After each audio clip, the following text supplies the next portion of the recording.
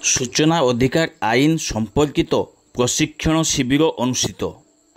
स्थानीय सिद्धि विनायक कल्याण मंडप मौराठारे ओडिशा सूचना अधिकार अभियान ओषा मयूरभंज शाखा एवं स्पाट स्वेच्छासेवी अनुष्ठान मिलित सहयोग में सूचना अधिकार आईन संपर्क में एक प्रशिक्षण शिविर आयोजित होईछि।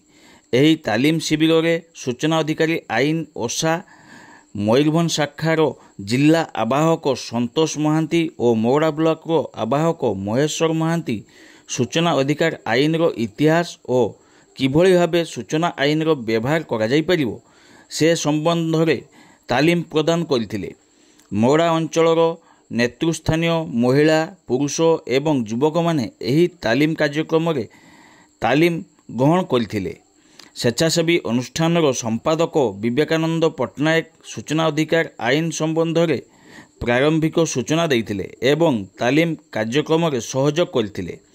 अनुष्ठान कर्मकर्ता संजय दुआरी, मोहन मुर्मू और संकल्प स्वेच्छासेवी अनुष्ठान प्रदीप दास महापात्र, ओषार गोपीनाथ महांतो, आदिकांत महांतो, पूर्णचंद्र नायक, सुदर्शन धोल, अर्पिता महांतो, सुमित्रा महांतो प्रमुख परिचालना करथिले। शेष में अनुष्ठान विवेकानंद पट्टनायक समस्त को धन्यवाद अर्पण करथिबा देखिबा को मिली।